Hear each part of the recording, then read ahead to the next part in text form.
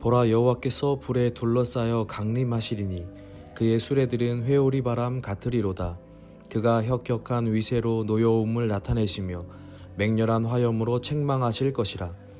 여호와께서 불과 칼로 모든 혈육에게 심판을 베푸신즉 여호와께 죽임당할 자가 많으리니 스스로 거룩하게 구별하며 스스로 정결하게 하고 동산에 들어가서 그 가운데에 있는 자를 따라 돼지고기와 가증한 물건과 쥐를 먹는 자가 다 함께 망하리라. 여호와의 말씀이니라.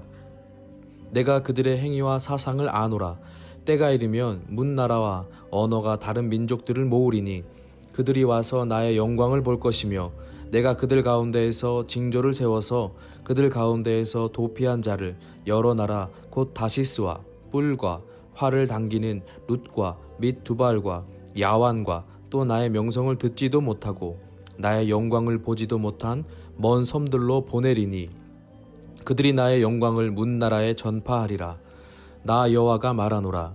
이스라엘 자손이 예물을 깨끗한 그릇에 담아 여호와의 집에 드림같이 그들이 너희 모든 형제를 문나라에서 나의 성산 예루살렘으로 말과 수레와 교자와 노새와 낙타에 태워다가 여호와께 예물로 드릴 것이요 나는 그 가운데에서 택하여 제사장과 레위인을 삼으리라. 여호와의 말이니라. 내가 지을새 하늘과 새 땅이 내 앞에 항상 있는 것 같이 너희 자손과 너희 이름이 항상 있으리라. 여호와의 말이니라. 여호와가 말하노라. 매월 초하루와 매 안식일에 모든 혈육이 내 앞에 나와 예배하리라. 그들이 나가서 내게 패역한 자들의 시체들을 볼 것이라. 그 벌레가 죽지 아니하며 그 불이 꺼지지 아니하여 모든 혈육에게 가증함이 되리라. 아멘. 오늘은 이사야서의 마지막 말씀을 나누게 됩니다. 이사야서는 크게 두 부분으로 나누어 볼 수 있습니다. 1장부터 39장은 하나님의 심판에 대하여서 40장에서 66장은 회복의 메시지로 볼 수 있습니다. 오늘 본문인 이사야 66장은 마치 이사야 전체의 축소판처럼 심판과 회복의 주제를 가지고 또한 말씀의 구조를 가지고 있습니다. 1절부터 14절은 악인과 의인에 대하여서 15절에서 24절은 심판과 회복에 대해서 다루고 있습니다. 오늘 본문 말씀은 심판과 회복에 대하여 선포하시는 하나님의 말씀입니다. 이 말씀이 오늘을 살아가는 우리에게 있어서 새로운 힘이 되어 다가오기를, 은혜가 되기를 예수님의 이름으로 소망합니다. 하나님께서는 하나님의 자녀된 자의 삶의 기준을 거룩함, 구별됨이라고 말씀하셨습니다.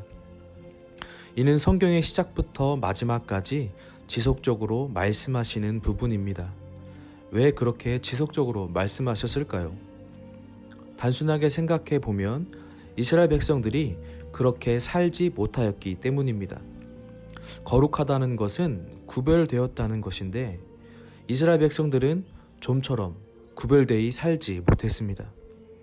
하나님의 자녀로서 살기보다는 탐욕적인 삶을 추구하며 하나님께서 보시기에 좋은 것이 아닌 인간의 눈에 보기에 좋은 것들을 쫓으며 살아왔기 때문입니다. 구별되기보다는 혼합되어 살아왔습니다. 조금만 더 깊게 생각해 본다면 두 번째로 하나님께서는 이스라엘 백성들을 너무나도 사랑하셨기 때문입니다. 자신의 백성을 너무나도 사랑하셔서 거룩한 백성으로 구별된 백성으로 살라고 말씀하셨습니다. 왜냐하면 그 백성을 심판에서 건지시길 원하였기 때문입니다. 죄에서 구원하시기를 원하셨기 때문입니다. 하나님은 죄를 미워하시는 분이시고 공존하시지 않는 분이시며 반드시 심판하시는 분이십니다. 그러하기에 이스라엘 백성들이 그 죄로부터 구별되어 심판의 자리에 서지 않고 하나님의 자녀로서 은혜와 복을 받아 누리며 살기를 원하셨습니다. 하지만 이스라엘 백성들은 그렇게 살지 못했습니다. 결국 하나님의 심판을 받을 수밖에 없었습니다. 이스라엘 백성들은 하나님을 섬기는 사람이라고 말하였지만 동시에 우상을 섬기며 하나님 앞에 배교된 모습들을 보였습니다. 17절 말씀입니다. 스스로 거룩하게 구별하며 스스로 정결하게 하고 동산에 들어가서 그 가운데 있는 자를 따라 돼지고기와 가증한 물건과 쥐를 먹는 자가 다 함께 망하리라. 여호와의 말씀이니라. 스스로를 거룩하게 구별하며 정결하게 하는 것, 이는 하나님 앞에서 행하여야 될 모습들임에도 불구하고 이들은 스스로 거룩하게 구별하고 정결하게 하여서 우상 앞으로 나아갔습니다.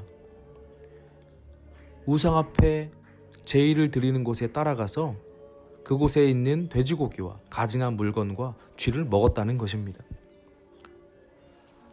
하나님을 따라 살아가야 될 하나님의 자녀들이 우상을 섬기는 자들을 따라서 먹어서는 안 될 것들을 먹으며 이들의 인생을 살아가고 있는 것입니다. 우상 숭배에 진심으로 참여하고 있는 모습을 우리는 볼 수가 있습니다.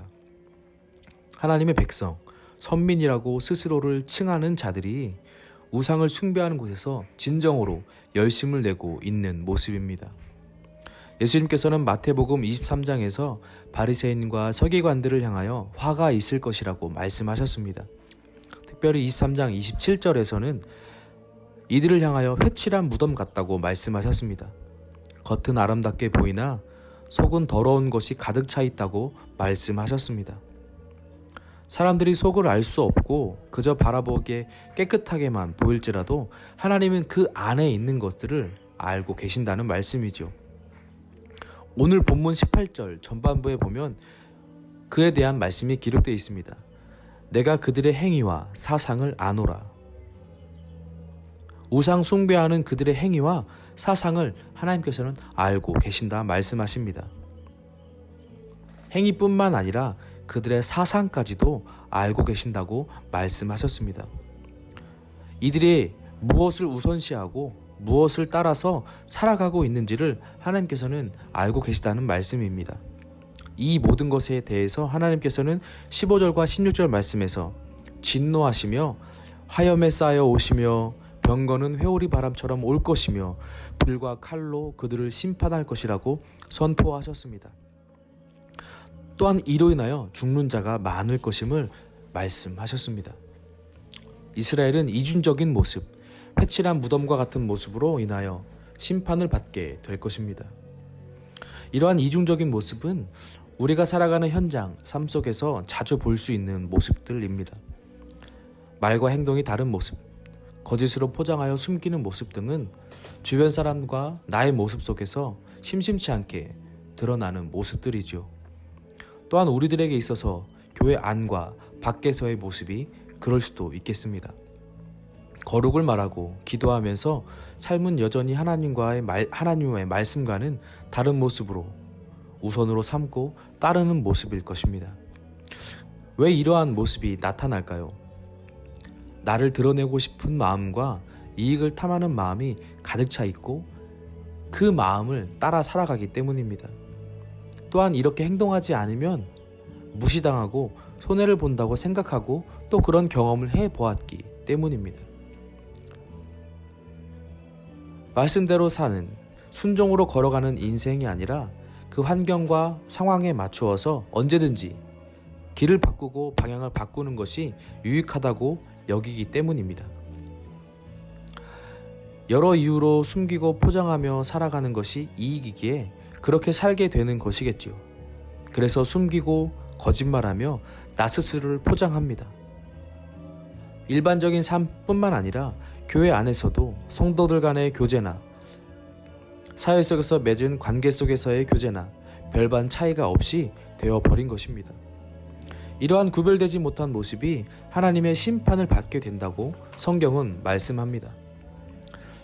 하나님께서는 슬픔을 수반하신 채 심판을 하게 될 것입니다. 하나님께서는 우리의 창조주로서 우리를 보시고 심히 좋아하시는 분이십니다. 그분은 우리가 하나님을 온전히 바라보고 구별된 거룩한 백성으로 살아가기를 원하십니다. 또한 우리를 그 죄에서 구원하시기를 원하십니다. 너무나도 사랑하시기 때문입니다. 그러하시기에 슬픔이 있을지라도 그 심판을 행하실 것입니다.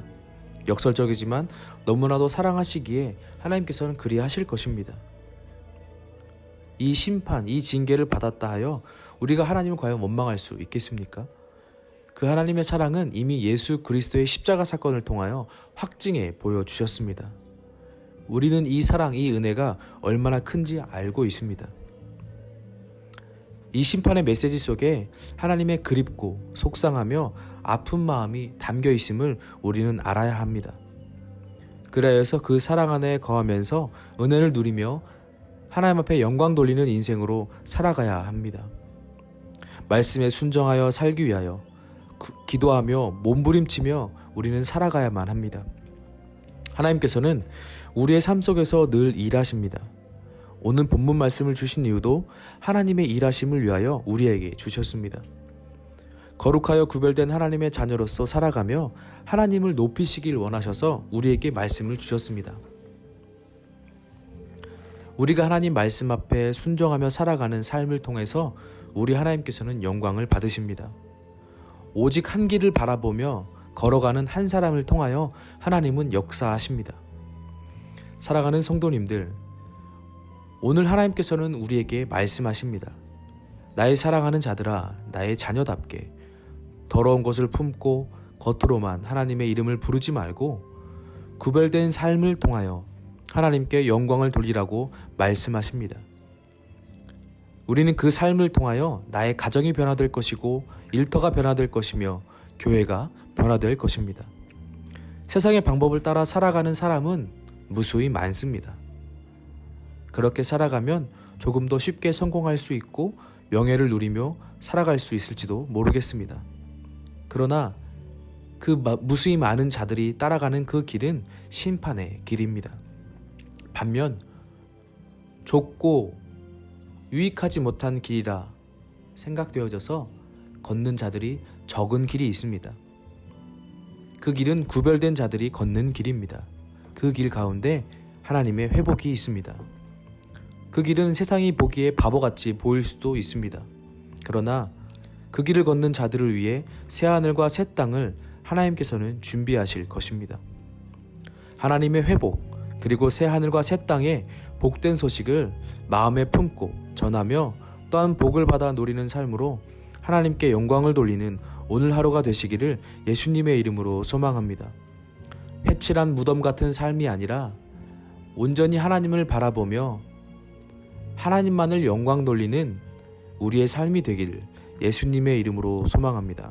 함께 기도하겠습니다. 사랑의 하나님 아버지, 우리를 사랑해 주시니 감사합니다.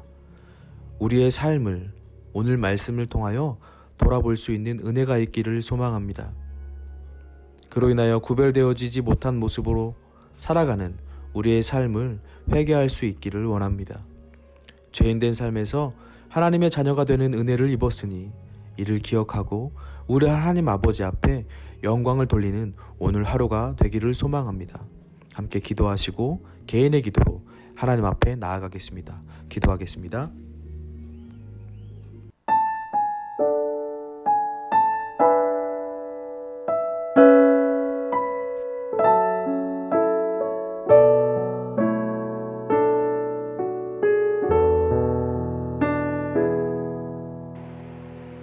이 시간 너의 마음속에 하나님 사랑이 가득하기를 진심으로 기도해 간절히 소망해 하나님 사랑 가득하기를. 하나님은 너를 사랑해 얼마나 너를 사랑하시는지 너를 위해 저 별을 만들고 세상을 만들고 아들을 보냈네. 오래전부터 널 위해 준비된 하나님의 크신 사랑 너의 가는 길 주의 사랑 가득하기를 축복해.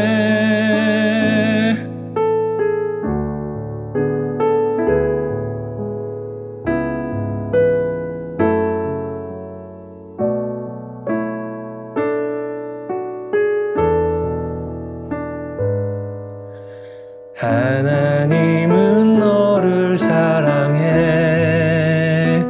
얼마나 너를 사랑하시는지. 너를 위해 저 별을 만들고 세상을 만들고 아들을 보냈네.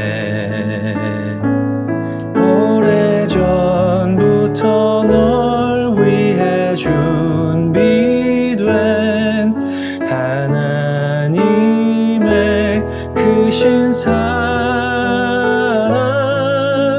너의 가는 길 주의 사랑 가득하기를 축복해.